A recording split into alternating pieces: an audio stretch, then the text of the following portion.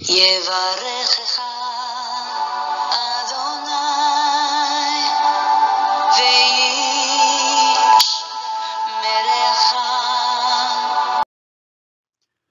וישמרך. 바레크카 아도나이 베이시메레카. 사랑하는 성도 여러분, 오늘 하루도 전지전능하신 임마누엘의 하나님께서 여러분에게 복을 주시고 여러분을 안전하게 지켜주시기를 축복합니다. 아멘. 할렐루야. 오늘도 우리 코에 생명의 호흡을 불어넣어 주셔서 오늘 하루를 또 하나님 영광을 위하여 살게 하시는 우리의 창조주 하나님 아버지 여호와를 송축합니다. 우리의 구원자이시고 우리의 생명이 되시는, 우리의 왕, 우리의 주인이 되시는, 우리의 영원한 생명의 은인이 되시는 예수 그리스도 그 존귀하신 이름을 찬양하며 영광 돌립니다. 오늘도 우리 안에서 열심으로 일하시며 아름다운 주님의 형상으로 우리를 다듬어 가시고 저주받은 이 세상을 재창조하시고 계시는 우리 성령 하나님의 그 놀라운 역사하심, 그 손길을 찬양합니다.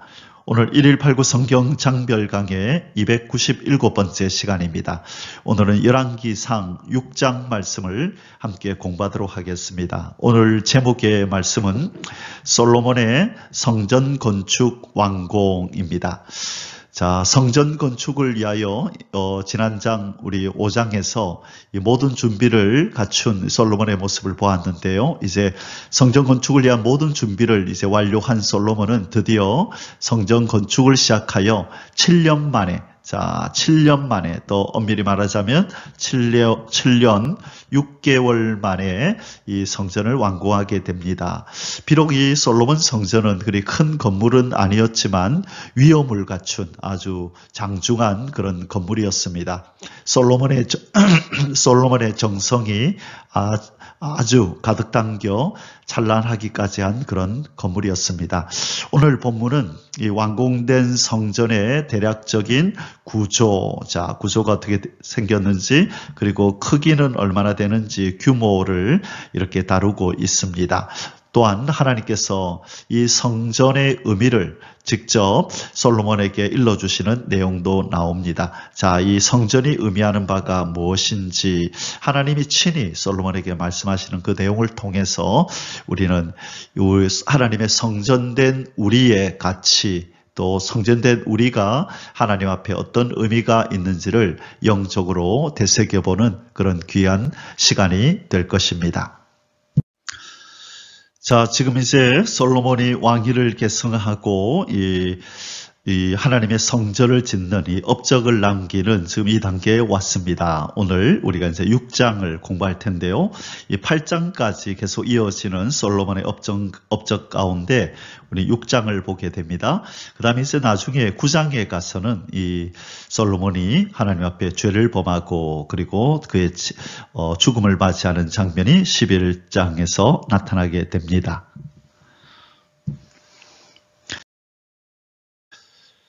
자, 오늘 열왕기상 6장의 주제 구절은 1절입니다. 이스라엘 자손이 애굽 땅에서 나온 지 480년이요.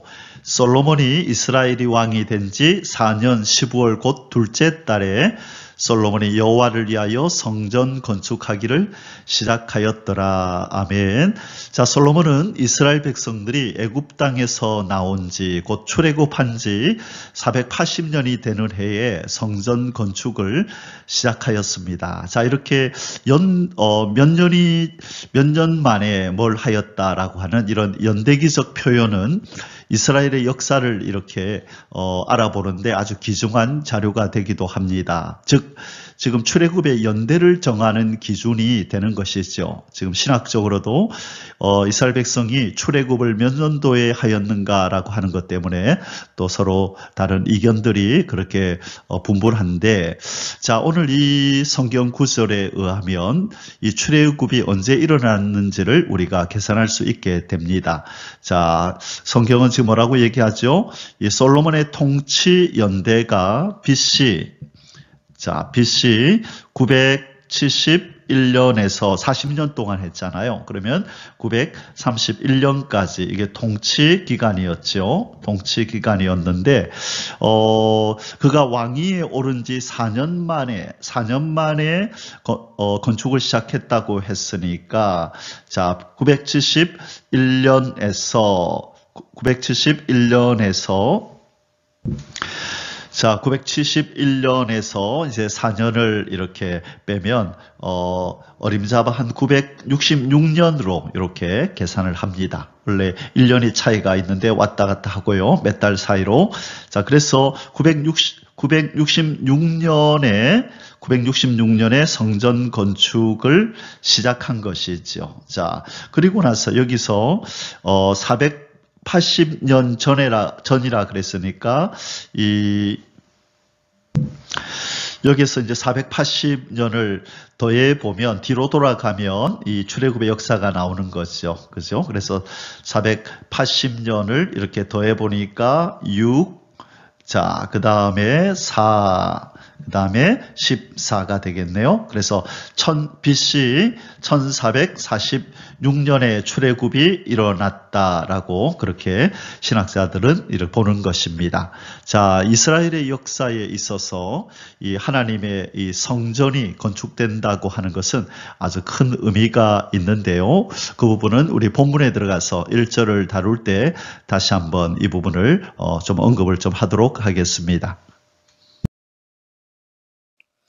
예, 오늘 배우게 될 열왕기상 6장의 소주제들은 아래와 같습니다. 첫 번째 소주제는요, 1절에서 13절까지입니다. 성전 건축의 계시와 골격 및 외부 공사 완료와 하나님의 격려. 자, 이 골격을 놓는 일, 그리고 이 성전의 외부 공사를 먼저 이렇게 하게 됩니다. 그리고 그것을 완료하고요. 그 다음에 이쯤에서 우리 하나님의 격려의 말씀이 있게 됩니다. 자, 그리고 두 번째 소주제는 14절에서 마지막 절 38절까지인데요.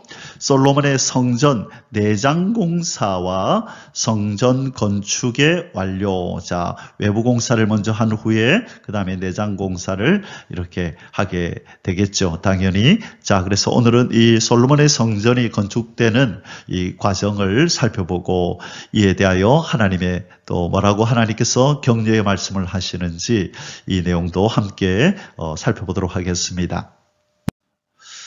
자, 이쯤에서 우리가 한 가지 좀 공부를 하고 넘어가고 싶은 것이 있습니다. 그것이 무엇이냐면 이스라엘 백성들이 바벨론의 포로 생활한 기간이 얼마인지 여러분 누구든지 잘 아시죠? 자, 바벨론 유수 기간이 70년이었습니다. 그죠? 그래서 이스라엘 백성들이 바벨론으로 끌려가는데 이 우상을 숭배하는 큰 죄에 빠졌으므로 하나님께서 우상이 가득한 바벨론으로 그 백성들을 보내면서 그분 여호와 하나님 자신도 이 백성들과 함께 바벨론으로 이렇게 함께 건너가셨다 그렇게 말씀합니다. 자, 그러면 이 70년이라는 이 하나님의 이 예언이 성취가 되었다라고 우리는 믿는데요. 자, 그러면 언제부터 언제까지를 이 바벨론의 포로 기간이라고 하는가? 신학자들은 두 가지의 설을 얘기합니다. 그 첫 번째가 바로 여기 포로 시대를 한번 보시죠. 포로 시대에 보면 1차로 포로로 끌려갔을 때가 이때가 여호야김 때인데요. BC 605년 혹은 606년 이렇게 봅니다. 이때 다니엘과 세 친구도 함께 끌려가죠. 여호야김 때요.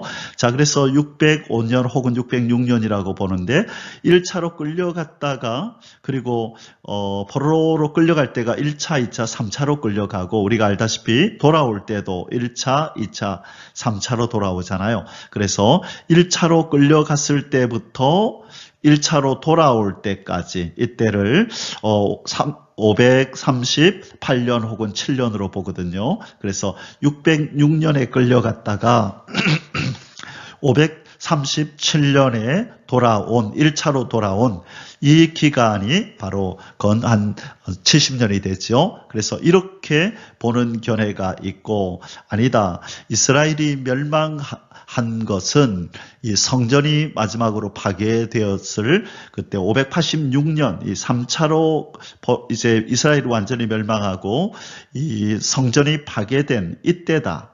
이때로부터 그럼 언제 이스라엘의 회복이 있느냐? 바로 성전이 재건되는 첫 번째 스룹바벨이 돌아와서 성전을 짓지만, 스룹바벨 성전을 짓지만 주변의 적들의 방해에 의해서 계속해서 멈추어 있다가 516년 BC 516년 성전 재건이 BC 516년에 이제 완공이 되는데요. 스룹바벨 성전이.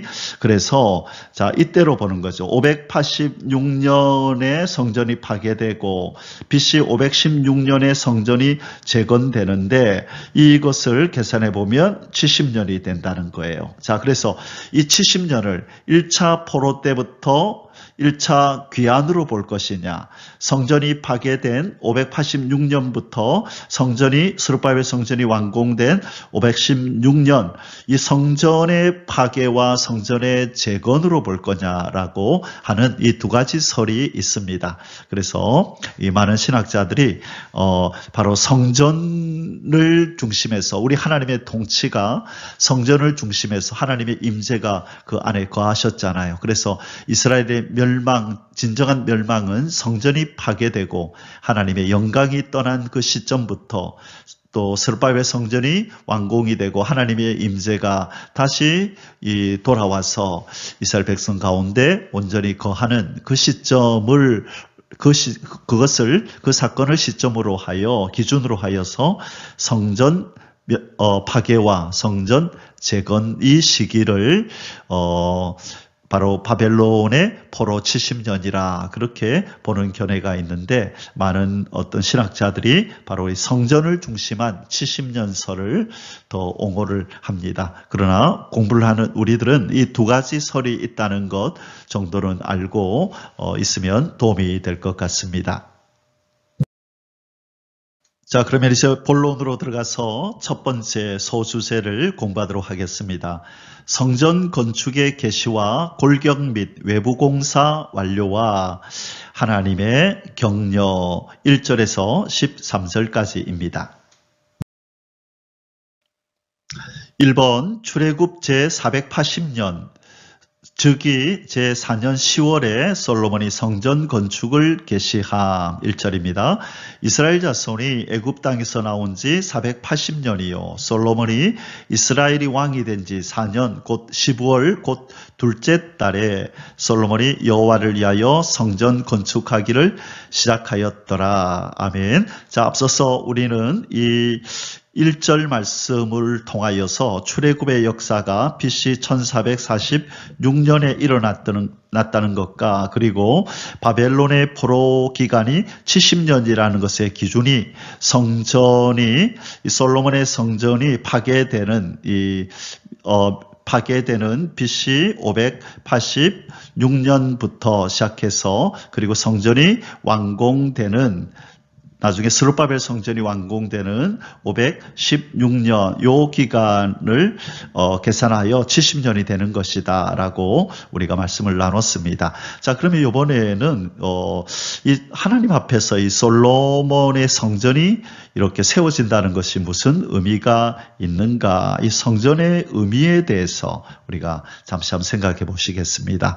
이 성전이 건축된다는 것은요, 이 출애굽을 통해서 이스라엘 이 민족을, 이스라엘 나라를 만드신 하나님의 구속 사역의 이 어떤 절정이 이루어졌다라는 것을 말씀합니다. 하나님은 아브라함, 이삭, 야곱을 통하여 이스라엘 자기 백성을 만드시겠다고 하나님께서 예언하셨잖아요. 그리고 그 역사가 길게 또 하나님이 준비하시는 기간이 길고 그러다가 출애굽을 시켜서 이스라엘 백성을 가나안 땅에 입성시켰습니다.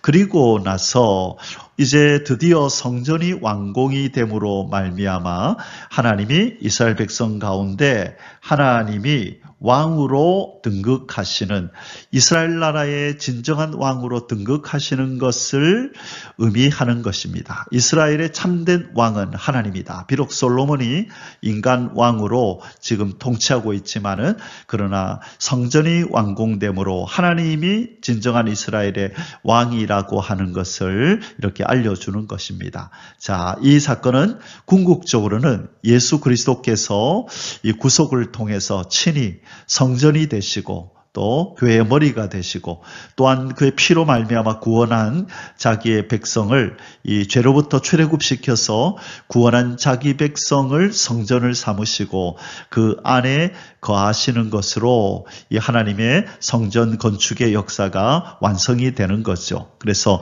성전 삼으신 자기 백성을 거룩하고 온전한 성전으로 만드시는 사역을 지금 성령을 통하여 하고 계시죠. 그래서 빌립보서 1장 6절 말씀처럼 우리 안에서 착한 일을 시작하신 이가 그리스도 예수의 날까지 이루실 줄을 확신하노라. 이 착한 일을 우리가 오늘 본문에 비추어서 볼 때 성전을 완공하는 일이죠. 자, 이 일을 반드시 하나님께서 이루실 것입니다.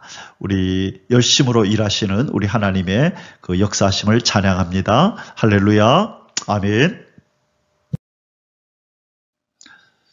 이번 솔로몬 성전의 외부 규모, 자, 솔로몬의 성전이 외부의 크기가 얼마나 됐는지 우리 한번 살펴보겠습니다. 2절에서 3절입니다. 솔로몬 왕이 여호와를 위하여 건축한 성전은 길이가 60규빗이요 너비가 20규빗이요 높이가 30규빗이며 성전의 성소 앞 주랑의 길이는, 여기서 주랑이라고 하는 것은 지난 성경에는 낭실 이렇게 표현을 했었죠. 이것은 본 건물과 붙어 있는 이 부속방들을 의미합니다.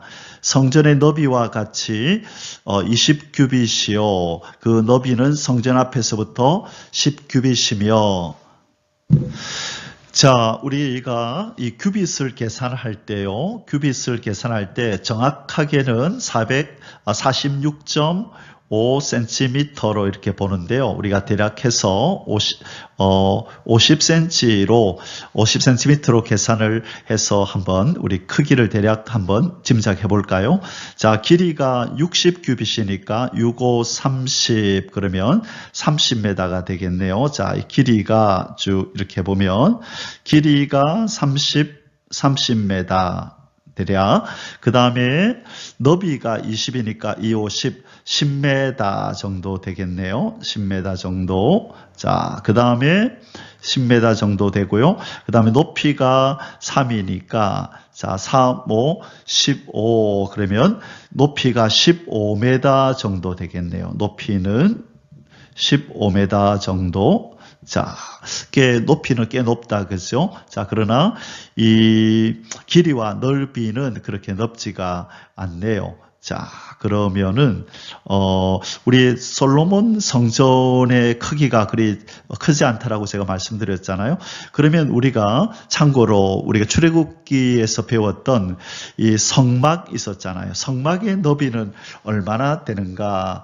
참고로 우리가 배웠던 것을 기억을 더듬어 보면 얼마나 되냐면요, 길이가 50m였어요. 건 50m가 되고, 그 다음에 너비는 한 2m 정도, 22m 정도가 됐거든요. 그러니까 이 규모로 봤을 때 성막이 오히려 솔로몬 성전보다도 더 크다는 것을 우리는 알 수 있습니다. 자, 그러나 이 안에 이 장식하는 거라든지 이런 것들이 이 성막보다는 더 비싸게 그렇게 아마 장식이 되었을 것입니다. 여기서 우리가 알게 되는 것은 어쨌든 이 솔로몬의 성전은 우리가 그렇게 생각했던 것처럼 크지가 않다. 저도 이번에 이걸 공부를 하면서 자세히 살펴보니까 그냥 마냥 솔로몬 성전 그러면 그 이스라엘의 영광, 이 솔로몬의 명성에 걸맞게 아주 웅장하고 장엄한 분위기를 그렇게 연출해내는 건물이라 생각했는데 오늘 이 본문을 이렇게 보면서 참 인간적으로 볼 때는 그렇게 큰 규모가 아니구나 그런 생각이 이렇게 듭니다. 자, 그러나 중요한 것은 크게 규모가 아니라 이 성전이 가지는 의미, 그죠? 하나님께서 이 성전에 거하신다는 것, 하나님의 임재가 있다는 것, 그것이 중요한 것이지 인간적인 눈으로 이 건물의 크기가 작다 크다 하는 것은 그리 중요한 것이 아니라고 봅니다. 3번 솔로몬 성전 골격 및 외부 공사 4절에서 10절입니다.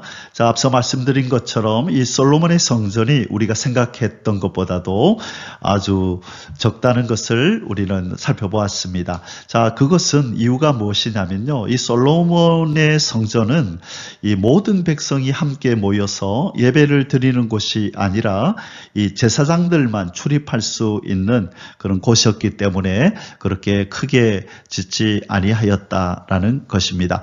자, 그렇다면 우리가 이 광야의 성막과 솔로몬의 성전의 또 큰 차이점 하나가 무엇일까요? 혹시 여러분 눈치를 채셨나요?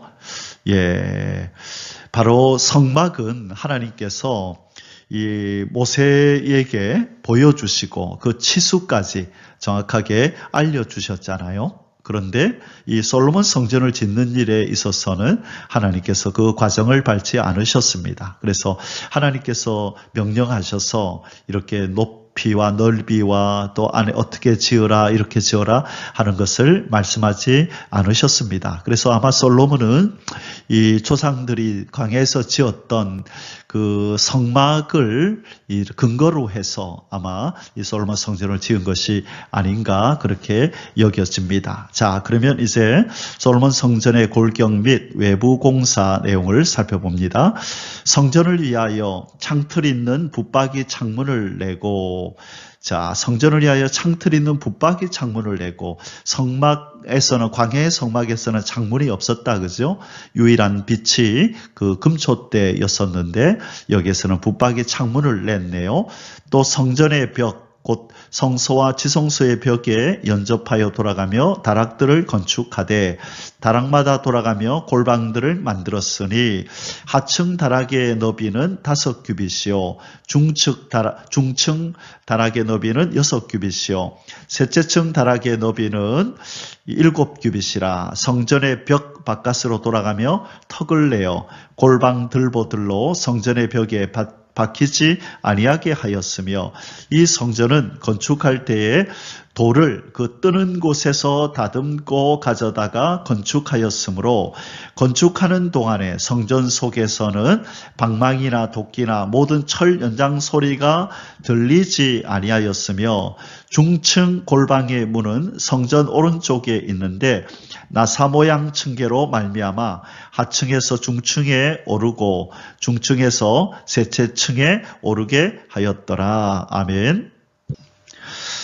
자, 솔로몬 성전은 몇 층으로 이루어졌다고요? 3층으로 이루어졌네요. 그리고 이 요즘 조립식으로 건축하는 것처럼 이 7절에 보니까 이 성전은 건축할 때에 돌을 그 뜨는 곳에서 다듬고 가져다가 건축하였으므로 건축하는 동안에 성전 속에서는 방망이나 도끼나 모든 철 연장 소리가 들리지 아니하였다라고 말하고 있습니다. 자, 그래서 아주 세심하게 이 공사를 하는 동안에 시끄러운 소리가 그렇게 나지 아니하도록 그렇게 지었답니다. 자, 지금 이 성전을 짓기 위해서 많은 인원들이 동원이 됐었잖아요. 그래서 그 많은 인원이 동원된 거에 비하면 성전의 어떤 규모가 참으로 작다라고 하는 느낌이 드는데 여기에서 우리가 깨닫게 되는 것은 앞서도 말씀드렸지만 이 집이, 이 성전이 무엇을 의미하느냐 하는 것이죠. 바로 하나님이 임재하시는 곳이다. 자, 그렇다면 우리가 바로 하나님의 성전이라고 했을 때 우리는 참으로 인간적으로 볼 때 초라한 인생 인생들입니다. 그죠? 그러나 우리라는 성전이 귀한 것은, 값비싼 것은 이유가 무엇이죠? 우리 안에 거하시는 주님께서, 우리 안에 거하시는 하나님께서 모든 천하의 창조주가 되신 거죠. 가장 귀한 분이 우리 안에 거하심으로 이 초라하기 그지없는 우리 인생 성전이 값비싸고 보배로운 것입니다. 아멘입니다. 예, 우리 주님이 귀한 분이시기 때문에 그분이 거하시는 우리 성전된 우리도 귀하고 복되고 아름다운 존재인 줄 믿습니다. 아멘. 할렐루야. 자, 외부 골격 및 외부 공사에 관한 기사 뒷부분을 마저 읽겠습니다. 9절입니다. 성전의 건축을 마치니라. 그 성전은 백향목 석가래와 널판으로 덮었고 또 온 성전으로 돌아가며 높이가 5규빗 되는 다락방을 건축하되 백향목 들보로 성전에 연접하게 하였더라. 자, 다락방들을 지었다는 것은 이 성전을 그 옆을 두고 자, 이렇게 성전 옆에 이 방들을 이렇게 많이 지었다는 것이네요. 자, 이렇게 3층 구조로 이루어진 솔로몬의 성전입니다. 참 규모는 적지만 그러나 심혈을 기울여서 최선을 다해서 그렇게 하나님 앞에 지어드린 하나님의 집 성전입니다. 4번 솔로몬을 향한 하나님의 격려의 계시 11절에서 13절입니다. 여호와의 말씀이 솔로몬에게 임하여 이르시되 너가 지금 이 성전을 건축하니 너가 만일 내 법도를 따르며 내 율례를 행하며 내 모든 계명을 지켜 그대로 행하면 내가 너의 아버지 다윗에게 한 말을 너에게 확실히 이룰 것이요. 내가 또한 이스라엘 자손 가운데 거하며 내 백성 이스라엘을 버리지 아니하리라 하셨더라. 자, 솔로몬이 성전을 하나님 앞에 지어드리자 하나님의 말씀이 임하였네요. 첫 번째 요지가 무엇이죠? 자, 이 성전을 건축하니 이제 네가 만일 성전 지은 것에 대해서는 지금 하나님께서 별다른 언급이 없으시고 네가 만일 내 법도를 따르고 내 율례를 행하며 내 모든 계명을 지켜서 그대로 행하면 내가 너의 아버지 다윗에게 한 말을 확실히 이룰 것이요. 자, 1번 다윗의 위를 경고케 하리라. 자, 경고케 하리라 하신 이 사무엘하 7장의 이 언약을 다시 한번 솔로몬에게 하고 계십니다. 여기서 말씀하는 건 뭐죠? 성전 자체가 이스라엘의 안전장치가 아니라는 거예요. 정성껏 하나님 앞에 성전을 지어드렸다고 해서 율법을 지키지 않거나 하나님의 법도를 따르지 않아도 된다고 하는 그런 어떤 안전장치가 되는 것이 아니라 이 성전은 성전이고 반드시 너희들은 솔로몬과 그 백성들은 하나님의 법을 지켜야 하는 것을 지금 강조하고 있는 것입니다. 자, 그리고 하나님께서 두 번째로 하신 말씀이 무엇이죠? 자, 이 법도를 지키면 이스라엘 가운데 거하며 이스라엘을 버리지 않겠다. 자, 이스라엘을 버리지 않겠다. 뭐 하면? 법도를 지키면, 하나님의 법을 지키면 이것이 전제가 되는 것입니다. 그러면 다윗의 위가 영원히 경고케 할 것이고 이스라엘을 버리지 않을 것이다. 자, 이 열왕기상의 1차 독자가 누구였죠? 우리가 아는 바와 같이 1차 독자는 지금 바벨론에 포로되어 있는 바벨론 포로 생활을 하고 있는 이스라엘 백성들입니다. 그러므로 그들이 이 말씀을 읽을 때 자, 자기들은 하나님의 성전을 소유하고 있는 하나님의 임재가 함께하는 하나님의 백성이기에 그들은 영원히 멸망이라는 것을 맛보지 않을 줄 알았죠. 이 바벨론이라고 하는 이방 나라에 그들이 포로로 올 것이라고는 꿈에도 생각하지 않았는데 오늘 이 본문을 이들은 읽으면서 아, 그렇구나. 하나님의 성전이 우리를 안전하게 하는 안전장치가 아니라 하나님의 법을 지키는 것이 우리의 안전장치였구나. 우리가 이렇게 바벨론의 포로로 와 있는 것은 바로 하나님의 법을 어기고 하나님 앞에서 우상을 섬기며 하나님과의 언약을 파기하였기 때문이구나 라고 하는 그 이유를 분명하게 알게 되는 귀한 이런 말씀이었을 것입니다. 우리도 마찬가지입니다. 우리는 하나님의 법 안에서 살아가야 합니다. 자, 그런데 우리가 법을 어겨도 이렇게 하나님이 우리를 떠나지 않는 이유는 무엇이라고요? 이 법을 우리를 대신하여 온전히 지켜주신 예수 그리스도가, 율법의 요구를 온전히 이루신 예수 그리스도가 항상 우리의 제사장이 되어서 우리를 위하여 중보하고 계시기 때문입니다. 이 예수님 때문에 우리를 용서하시고 늘 용납하여 주시는 것이지, 만일 우리가 이 당시 이스라엘 백성들의 시대에 살았더라면 우리도 이렇게 이방의 나라에 포로로 끌려가서 고통의 세월을 보내야 하는 이 불행한 삶을 살아야 했던 인생임을 우리는 기억하고 우리에게 참으로 귀한 이 은혜를 주신 예수 그리스도를 찬양하며 영광 돌려야 될 줄 믿습니다. 아멘. 할렐루야. 자, 이제 두 번째 소주제를 함께 공부하도록 하겠습니다. 자, 두 번째 소주제, 솔로몬의 성전 내장 공사와 성전 건축의 완료. 자, 이제 외부를 이렇게 뼈대를 세웠다면 이제 내장을 이제 공사를 해야죠. 자, 그 내용을 14절에서 38절까지 다루고 있습니다.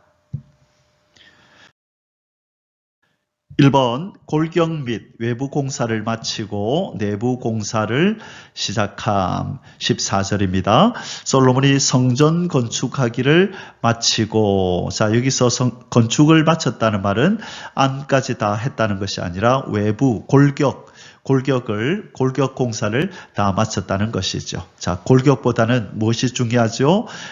그 안이 중요하죠.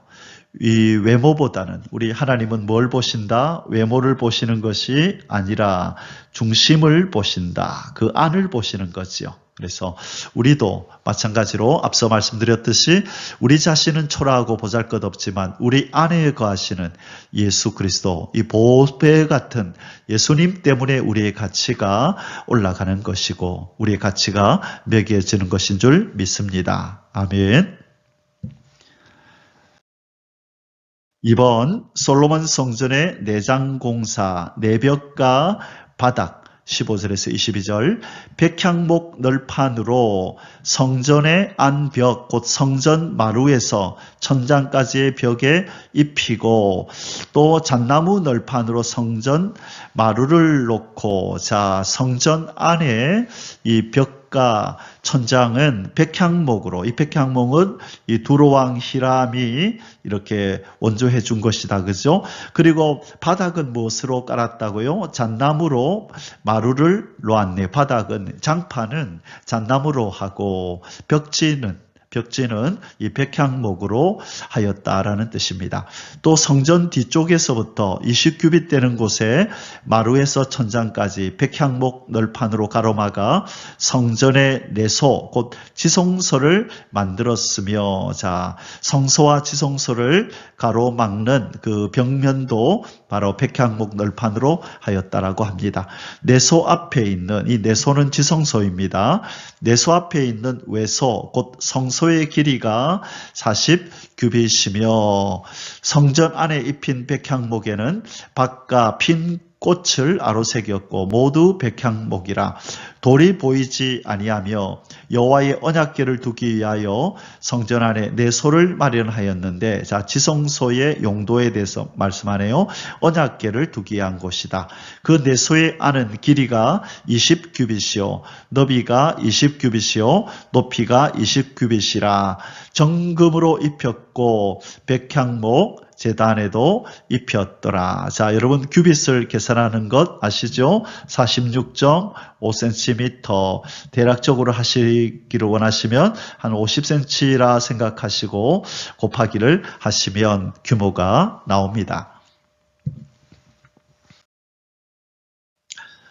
자, 뒷부분 계속 보겠습니다. 솔로몬이 정금으로 외소 안에 입히고 내소 앞에 금사슬로 건너 지르고 내소는 금으로 입히고, 자, 벽에 이렇게 다 금으로 이렇게 입혔다라고 얘기합니다. 온 성전을 금으로 입히기를 마치고 내소에 속한 제단의 전부를 금으로 입혔더라. 내소에 속한 제단의 전부, 자, 이 안에 있는 제단의 전부를 금으로 다 입혔다, 이렇게 말씀합니다. 참 휘황찬란한 그런 어떤 아마 광경이었을 것입니다. 3번 솔로몬의 성전의 내장공사, 내소 곧 지성소 안 두 그룹의 제사. 자, 우리 성막에서도, 그죠? 광야의 성막에서도 지성소 안에 그 속죄소가 있고 그 위에 두 그룹이 있었었죠. 자, 그때 그 두 그룹이 있었는데 요번에 솔로몬이 만든 이 두 그룹은 아주 크기가 큽니다. 자, 그때 이 성막 안에 있었던 두 그룹의 그 크기는 그때 아마 제가 알기로 그 규모가 나오지 않았던 것 같은데요. 여기에서는 그 규모 크기가 이렇게 기재되어 있습니다. 한번 보겠습니다. 내소 안에 감람나무로 두 그룹을 만들었는데, 자, 이 법궤가 이렇게 있으면 이 천사가 날개를 펴고 이렇게 있잖아요. 그죠? 양쪽에 천사들이 이렇게 있었는데, 이 높이가 각각 10규빗이며, 자, 높이가 10규빗이라는 말은, 자, 우리 50cm로 잡았을 때 5m라는 것입니다. 와, 높이가 5m나 되네요. 각각 다 5m씩. 자, 그 다음에 한 그룹의 이쪽 날개도 5규빗이요. 자, 이 날개의 길이도 5m라고 얘기를 합니다. 그러니까 높이도 5m, 날개 길이도 한쪽이 5m. 이쪽 날개도 여기 5규빗이네요. 5규빗이니까 2.5m네요. 자, 2.5m. 자, 저쪽 날개도 5규빗, 2.5m. 자, 그러니까 높이가 5m인데 또 날개 길이를 양쪽을 합치면 또 5m가 된다. 그죠? 그래서 높이가 5m, 한쪽 날개 2.5m, 이쪽 날개 2.5m 쫙 피면 5m가 되네요. 높이도 5m, 넓이도 5m가 되네요. 이쪽 날개 끝으로부터 저쪽 날개 끝까지, 자, 10규빗이며, 그렇죠. 5m가 되니까 10규빗이 되는 거죠. 다른 그룹도 10규빗이니 이쪽도 마찬가지라는 겁니다. 그래서 양쪽에 하나씩 이렇게 있습니다. 자, 그 두 그룹은 같은 크기와 같은 모양이요. 이 그룹의 높이가 10규빗이요. 저 그룹도 같았더라. 솔로몬이 내소 가운데 그룹을 두었으니 그룹들의 날개가 퍼져 있는데 이쪽 그룹의 날개는 이쪽 벽에 닿았고 저쪽 그룹의 날개는 저쪽 벽에 닿았으며 두 날개는 성전의 중앙에서 서로 닿았더라. 그가 금으로 그것을 입혔더라.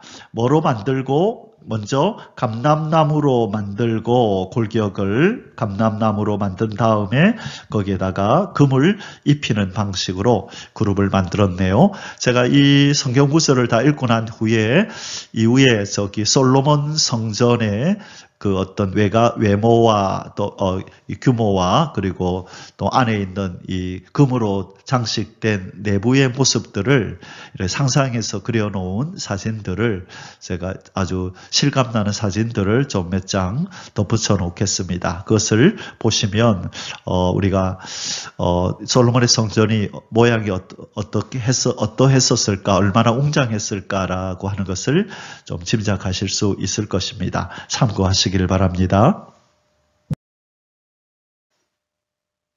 4번 솔로몬의 성전의 내장공사. 이번에는 내벽의 장식과 문의 제작 및 안뜰의 조성. 29절에서 36절입니다. 외소 사방벽에는 모두 그룹들과 종려와 핀꽃 형상을 아로새겼고, 자, 벽과 천장에 그룹들로, 천사들로 탁 장식했네요.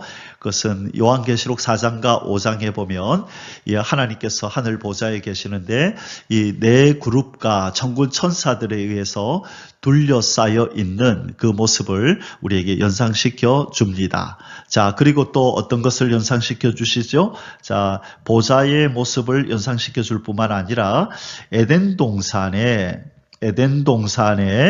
이 화영검을 든 천사가 이렇게 그 생명나무 앞으로 다가오지 못하도록 막았던 것 기억하시죠? 그래서 이 범죄한 인간은 감히 하나님 앞에 근접할 수 없다라고 하는 것을 상징해 주는 것이 이 그룹들이 하나님의 임재를 둘러싸고 있다는 것입니다. 자, 30절. 내 외 성전 마루에는 금으로 입혔으며 내소에 들어가는 곳에는 감람나무로 문을 만들었는데 그 문 인방과 문 설주는 벽의 5분의 1이요. 감람나무로 만든 그 두 문짝에 그룹과 종려와 핀꽃을 아로새기고, 자, 문에도 그룹들을 새겼네요. 금으로 입히되 곧 그룹들과 종려에 금으로 입혔더라. 또 외소의 문을 위하여 감람나무로 문설주를 만들었으니 곧 벽의 4분의 1이며 그 두 문짝은 잣나무라. 이쪽 문짝도 두 짝으로 접게 되었고 저쪽 문짝도 두 짝으로 접게 되었으며, 자, 계속 보겠습니다. 그 문짝에 그룹들과 종려와 핀꽃을 아로새기고 금으로 입히되 그 새긴 데에 맞게 하였고, 또 다듬은 돌 3켜와 백향목 두꺼운 판자 1켜로 둘러 안뜰을 만들었더라. 아멘. 자, 정성 들여서 또 골격은 나무로 만들 때, 그러나 외면에는 전부 다 금으로 이렇게 입혀서 정말로 휘황찬란한 영광스러운 모습을 하게 만들었습니다. 자, 영광스러운 하나님이 거하시는 집을 영광스러운 금빛으로 그렇게 물들여 놓은 모습입니다. 5번 솔로몬 성전 건축의 완료. 자, 드디어 성전이 완료가 되었습니다. 37절에서 38절 마지막 부분입니다. 넷째 해 12월에 여호와의 성전 기초를 쌓았고 11째 해 불월 곧 8째 달에 그 설계와 식양대로 성전 건축이 다 끝났으니 솔로몬이 7년 동안 성전을 건축하였더라. 아멘. 자, 언제부터 시작해서 언제 끝났다고요? BC 966년에 시작해서 마친 것은 BC 959년에 그렇게 이제 완공이 되었습니다. 총 7년 6개월이 걸렸다고 성경은 말씀하고 있습니다. 7년 6개월. 자, 이 내부는 온통 금으로 덮었다고 얘기를 하죠. 자, 그것은 이 하나님의 성전의 영광스러움을 그렇게 표현한 것입니다. 그리고 벽에 또 천장에 그룹들을 이렇게 새겨 놓았죠. 그리고 문에도 그룹들을 새겨 놓고, 이것은 이 앞에서도 말씀드렸지만 이 천사들이 둘러싸여 있는 하나님의 영광을 나타냄과 동시에 이 에덴 동산에서 범죄로 말미암아 단절된 이 어떤 관계가 이제는 하나님께서 들어오라고 말씀하잖아요. 단절되었던 관계가 이제 회복되는 길을 열어주신 이 하나님의 은혜가 여기에 나타났다라고 하는 것을 보여주는 것입니다. 특별히 언약궤가 있는 지성소를 이렇게 많이 강조하고 있죠. 그것은 바로 하나님의 임재가 이스라엘 백성들의 이 모든 존재의 중심이고, 또 이들이 하나님의 언약을 지킬 때에, 충실하게 지킬 때에 하나님의 임재가, 하나님이 함께 하신다, 그들과 함께 하신다는 것을 보여주는 것입니다. 사랑하는 성도 여러분, 나 자신, 그리고 또 우리의 가정, 교회, 그리고 우리의 삶의 모든 자리가 하나님의 영광스러움으로 드러나기를 원합니다. 우리가 하나님의 언약을 충실히 이행하는 성전이 되어서 언제나 하나님이 기쁨으로 우리와 동행하시기를 그렇게 멈추지 아니하는 그런 성전이 되시기를 주님의 이름으로 축원합니다. 자, 그러면 앞에서 말씀드렸듯이 이 솔로몬의 성전이 어떠하였을까 상상도 그린 부분들을 좀 함께 살펴보도록 하겠습니다.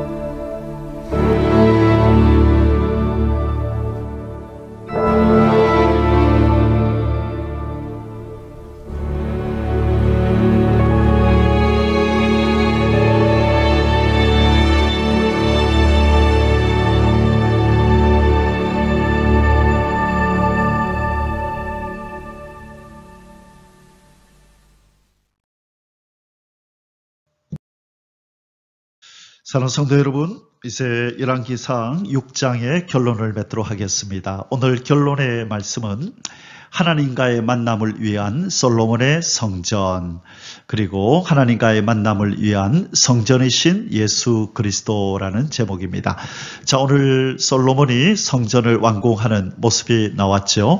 바로 이 솔로몬이 완공한 이 성전은 하나님과의 인생과 하나님과의 만남을 위한 장소였습니다. 하나님의 임재가 자기 백성과 함께 거하시는 그 장소가 바로 성전이었죠. 그 성전은 이 성전 안에서 인생과 하나님의 백성인 이스라엘과 하나님이 만난다는 것은 이 성전이신 예수 그리스도 안에서 자기의 백성인 성도들과 만나는 우리 하나님의 모습을 예표로 보여주고 있는 것입니다.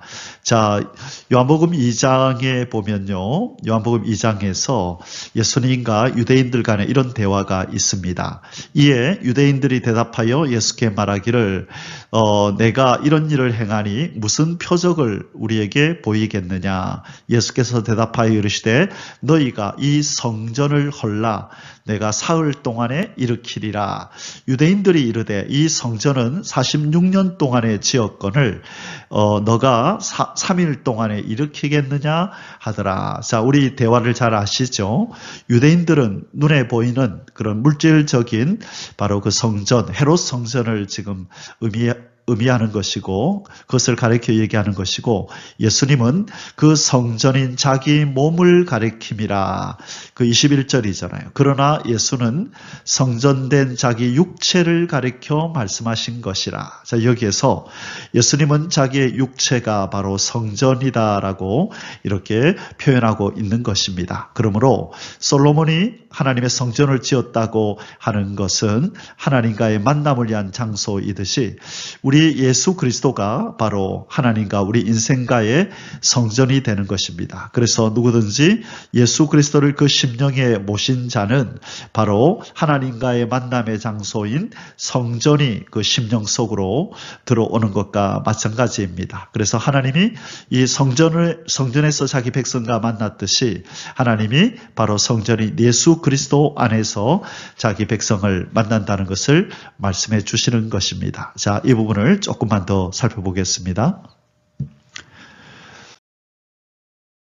예, 우리가 잘 아는 것처럼 예수님이 운명하시기 바로 전에 성소의 휘장이 찢어집니다. 여기 그림에 나오듯이 휘장이 위로부터 아래로 찢어지는데요. 지성소와 성소를 이렇게 가로막고 있었던 휘장이 찢어짐으로 누구든지 이제 하나님 앞에 나올 수 있는 제사장의 자격이 주어졌음을 선포하는 만인 제사장의 어떤 그런 역사가 이 땅 우리 인간들에게 나타났음을 누구든지 예수 안에 있으면 제사장이 된다는 것을 만천하에 선포하는 하나님의 역사가 바로 휘장이 찢어지는 것이죠. 예수님이 바로 숨지시기 바로 전에 이 일이 일어납니다. 그래서 이 휘장이 찢어지는 것은 이 못에 박히고 면류관을 쓰시고 그렇게 살이 찢어져서 죽으시는 예수 그리스도와 휘장이 찢어지는 것은 연관이 있다는 것을 말씀해 주는 것입니다. 누가복음 23장 44절에서 46절까지 먼저 읽어보겠습니다. 때가 제60쯤 되어 해가 빛을 잃고 온 땅에 어둠이 임하여 제90까지 계속하며 자, 이때가 그 6시라는 말은 아침, 오전, 9시라는 뜻이고요. 6시간을 더하면 되거든요. 그리고 9시라고 하는 것은 12시, 9시니까 6시간을 하면 오후 3시겠네요. 3시, 오후 3시까지 6시간 동안을 십자가에 달려 계시다가 이제 돌아가시기 바로 전에 성소의 휘장이 그 한가운데가 찢어지더라. 예수께서 큰 소리로 불러 이르시되 아버지 내 영혼을 아버지 손에 부탁하나이다 하고 이 말씀을 하신 후 숨지시니라. 자, 이 말씀에 의하면 엄밀하게 예수 그리스도가 숨지시고 나서 휘장이 찢어지는 것이 아니라 휘장이 찢어지고 바로 뒤이어 예수께서 숨지시는 일이 발생하였다라고 얘기를 합니다. 자, 그러면 성소의 휘장이 찢어지는 것과 예수 그리스도가 십자가에서 살을 찢기시고 돌아가시는 이 사건이 무슨 관계가 있는가? 그것이 바로 히브리서 10장 20절에서 이렇게 하나님께서는 이 위의 사건을 우리에게 설명해 주십니다. 그 길은 우리를 위하여 휘장 가운데로 열어놓으신 새로운 산길이요 살길이요 휘장은 곧 그의 육체니라. 자, 여기서 분명하게 말씀하시죠. 휘장이 바로 그분의 육체였다. 자, 성소와 지성소를 이렇게 가로지르고 있던 이 휘장이 바로 예수 그리스도의 육체였다라고 말씀합니다. 그래서 예수님은 자기 몸을 찢음으로 하나님과 우리 사이를 가로막고 있었던 휘장을 갈라 놓으셨다는 것입니다. 사랑하는 성도 여러분, 이제 솔로몬 성전을 우리가 생각할 때 하나님과의 만남의 장소가 만들어졌구나. 그것처럼 성전인 예수 그리스도 안에서 우리는 하나님을 만날 새로운 살 길이 열렸구나라고 이렇게 연상을 하면서 함께 연결해서 생각을 하면서 솔로몬의 성전을 생각하여야겠습니다. 자, 우리의 성전이 되어주시는 하나님의 임재 앞으로 나아가는 길을 열어주신 예수 그리스도 앞에 감사하며 하루를 지내는 그런 저와 여러분이 되시기를 주님의 이름으로 축원합니다. 아멘. 할렐루야. יברכך